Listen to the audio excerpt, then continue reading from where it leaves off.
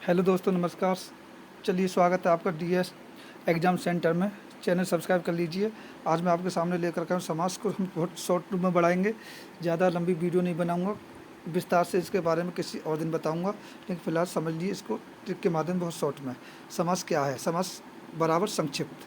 समास का दूसरा रूप संक्षिप्त, यानी अपनी बात को शॉर्ट रूप में कहना। दो या दो से अधिक शब्दों से मिलकर नया जो शब्द बनता है उसे हम नया शब्द बनता है और छोटा बनता है उसे हम समास कहते हैं। समास 6 प्रकार के होते हैं: द्वंद्व समास, द्विगु समास, तत्पुरुष समास, कर्मधारय समास, अव्ययभाव समास, बहुव्रीहि समास। ठीक है, दोबारा दोहरा देता हूँ। द्वंद्व समास, द्विगु समास, तत्पुरुष समास, कर्मधारय समास, अव्ययभाव समास, बहुव्रीहि समास। सबसे पहले बात करेंगे द्वंद्व समास की। द्वंद्व समास आपस में इसमें विरोधाभास होता है, इसमें दोनों पद प्रधान होते हैं। एक बात और बता देता हूँ, समास में दो पद होते हैं, पूर्व पद और उत्तर पद। पहले वाला पद पूर्व पद, बाद वाला पद उत्तर पद। ठीक है, द्वंद्व समास की बात कर रहा था मैं। द्वंद्व समास में आपस में विरोध आवास होता है, द्वंद्व जिसमें द्वंद्व प्रतीत हो। जैसे, और इसमें एक और पहचान होती है, एक योजक चिन्ह इसमें आता है। जैसे रात और दिन, रात दिन लिख सकते हैं, जैसे रात ऐसे करके दिन। ठीक, ऊपर नीचे, आगे पीछे, दोनों पद इसमें प्रधान होते हैं। चलिए आगे बढ़ते हैं। द्विगु समास, जिनका पहला पद संख्यावाचक होता है, यानी पूर्व पद। इसका पूर्व पद संख्यावाचक होता है, यह इसकी विशेष यही पहचान होती है। जैसे चौराहा, चार रास्तों का समूह पहला संख्यावाचक पद हो गया। जैसे त्राहा, पंचवटी। इस तरीक़ा के जितने भी समास आएंगे वो सब द्विगु समास माने जाएंगे। द्विगु समास उनको हम बोलेंगे जिनका पहला पद संख्यावाचक होता है। ठीक है गाइज, चलिए आगे बढ़ने से पहले चैनल को सब्सक्राइब कर लीजिए, दोस्तों में शेयर कर दीजिए, लाइक कीजिए, कमेंट कीजिए। उम्मीद करता हूँ आपको मेरी वीडियो बहुत अच्छी लगी होगी। बहुत अच्छी वीडियो मैं आपकी पूरी कोशिश करता हूँ देने के लिए। चलिए आगे बढ़ते हैं, हम क्रम 3 पर चलते हैं। तत्पुरुष समास की बात करता हूँ, जिसका उत्तर पद प्रधान होता है, यानी बाद का पद प्रधान होता है। इसकी यही पहचान है, जिस समास का बाद का पद प्रधान हो वही तत्पुरुष समास होता है। तत्पुरुष समास 6 प्रकार का होता है।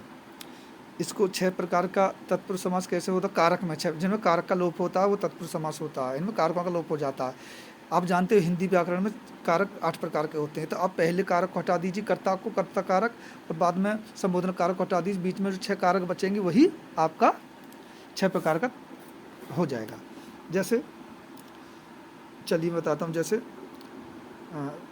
कर्म कारक, करण कारक, संप्रदान कारक, अपादान कारक, संपद कारक, अधिकरण कारक। ये 6 कारक हो गए, 2 निकाल दिए, तो इन्हीं से बन जाते हैं कर्म तत्पुरुष, करण तत्पुरुष, संप्रदान तत्पुरुष, अपादान तत्पुरुष, संबंध तत्पुरुष और अधिकरण तत्पुरुष। इसके बारे में मैं दूसरी वीडियो में डिटेल से बताऊंगा। फिलहाल आज के लिए इतना ही समझिए। तत्पुरुष समास 6 प्रकार का होता है, उत्तर पद प्रधान होता है। ठीक, आगे कर्मधारय। कर्मधारय समास की पहचान ये होती है कि इसमें उत्तर पद यानी बाद का पद विशेष्य होता है और पहला पद इसमें विशेषण होता है। जैसे इसे ऐसे समझ, जैसे नील कमल, नील कमल, यहाँ पर पूरा शब्द है नील कमल, लेकिन इसमें एक शब्द ये बनना है और एक शब्द, यानी एक पद ये होगा, एक पद ये होगा। बाद का पद क्या? कमल। बाद का पद क्या हो गया? कमल। कमल कैसा है? नीला। तो इसकी विशेषण यही तो पहचान हो गई। तो कमल कैसा? नीला। तो नील कमल, ये कर्मधारय की पहचान है। इसमें पहला पद विशेषण होता है और उत्तर पद यानी बाद का पद विशेष्य होता है। ठीक है गाइज, मैं ये डिटेल से अगली वीडियो में आपको बताऊंगा अच्छी तरह से। थोड़ी बड़ी आएगी, लेकिन आज शॉर्ट में बना रहा हूँ। आज मेरा उद्देश्य यहाँ पर ये समास कितने प्रकार के थे शॉर्ट में बताना है। क्रम नंबर 5, पाँचवा हमारा अव्ययभाव समास। अव्ययभाव समास की पहचान होती है, इसमें प्रथम पद प्रधान होता है, यानी पहला पद प्रधान होता है। जैसे आजीवन, भर पेट, प्रतिदिन, जिसमें पहले पद को हम एक और इसकी विशेष पहचान है बहुत इजी वे में, उपसर्ग। इस जिसका पहला पद उपसर्ग हो, प्रथम पद उपसर्ग, ध्यान रखिए। अव्ययभाव समास की बात कर रहा हूँ मैं।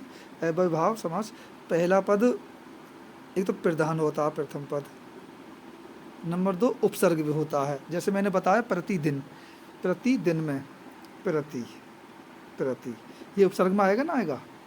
उपसर्ग आपने पढ़े होंगे, नहीं पढ़े होंगे तो मैं उपसर्ग पर भी एक वीडियो लेकर रखा आऊँगा, बहुत अच्छी तरह से उसे समझाऊँगा आपको। चलिए, कर्मधारय हो गया, अव्ययभावी समास हो गया। अब बात करते हैं बहुब्रीहि समास।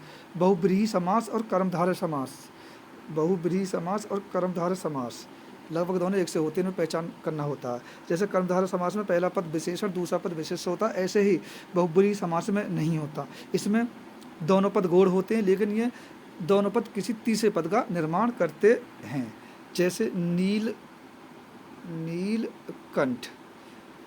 तो नीलकंठ, नीला है कंठ किसका, जिसका, नीला है कंठ जिसका, उसे क्या कहते हैं, शिव जी। यानी हमारे शिव जी महाराज का कंठ नीला ही तो माना गया है, तो इसको हमने शॉर्ट में बता दें नीलकंठ। तो ये बहुब्रीहि समास आएगा।